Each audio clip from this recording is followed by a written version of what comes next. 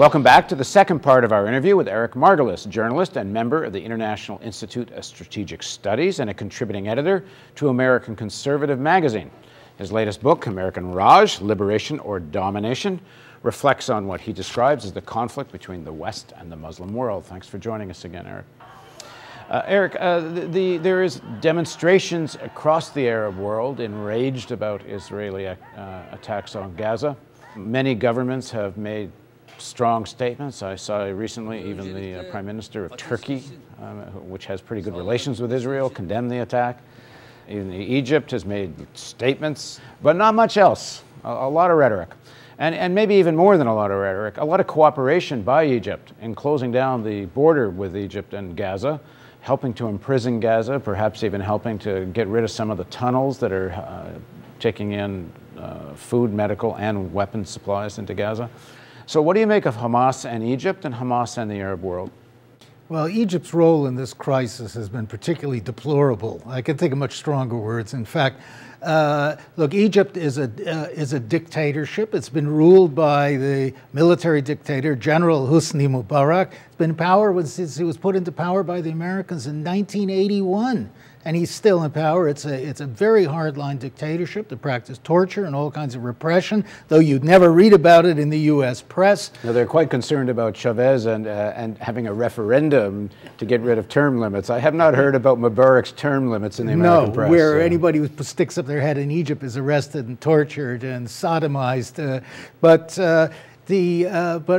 Mubarak now is, I think he's 81 years old or something, and his day is coming to an end. The Americans are deeply worried about who's going to replace him. Now, the only opposition that there is in Egypt is the Muslim Brotherhood, which has been very quiescent, nonviolent, old. It's been there since the 1920s or longer. But the Hamas in Gaza is a first cousin of the Muslim Brotherhood. And the Muslim Brotherhood, if I understand correctly, not long ago denounced al-Qaeda-style tactics. Am I correct? It did indeed. It's denounced all kinds of violence. But that's the old guard in the Brotherhood, Egyptians. Now, Egypt has 1/3 of all the people in the Arab world, so it's a very important country.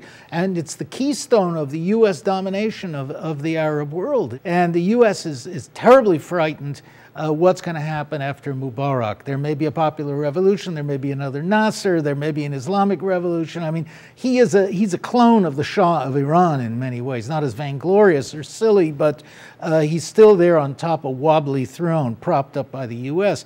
Now, the reason Egypt kept the Palestinians locked away in their giant open-air prison in Gaza while they were being ruthlessly bombed is the fact that Egypt doesn't want Hamas to come into Egypt and infect its people with the virus of democratic governments. Remember, Hamas is a democratically elected government, the only one in the Arab world, with its anti-corruption campaign, with its call for social services, sharing the wealth, cutting back on armaments, and generally democratizing society. Egypt doesn't want that. It's a corrupt military oligarchy, and the Americans like it that way. They don't want it to change. So hence the door is locked in Gaza.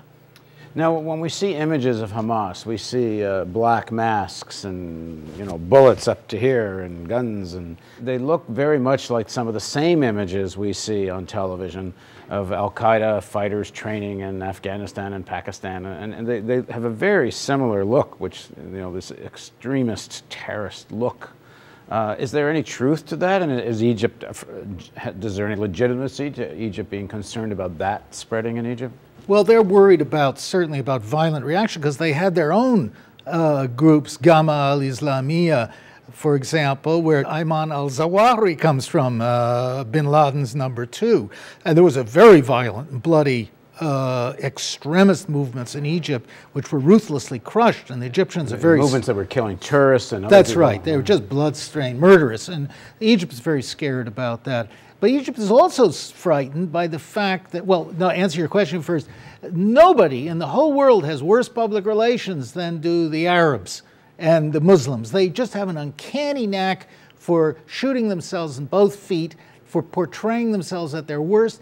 And in this latest crisis over Gaza, the Israelis have brilliantly controlled all the airwaves and all the media and got their message out.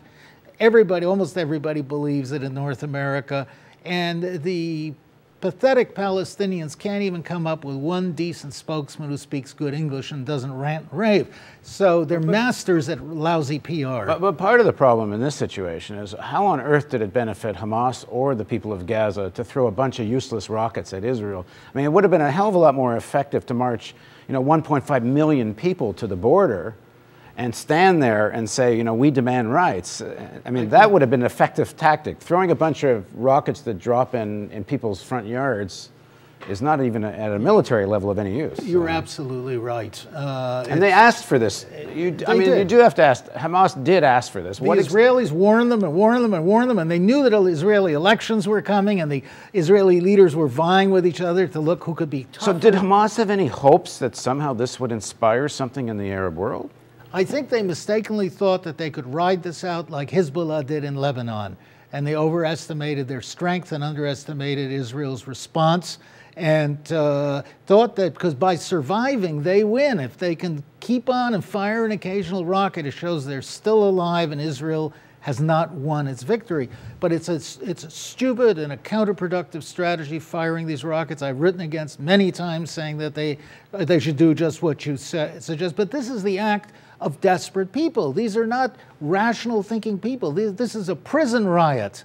There's 1.5 million people cooped up in a tiny little area of land who've been bombed and shot at and shelled, and 70% of their children suffer from malnutrition, according to the UN. This is a prison riot where people are throwing rocks over the prison wall.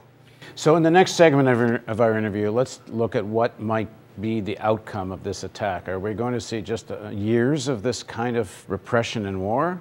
Or is there some solution to be found here? Please join us for the next part of our interview with Eric Margolis.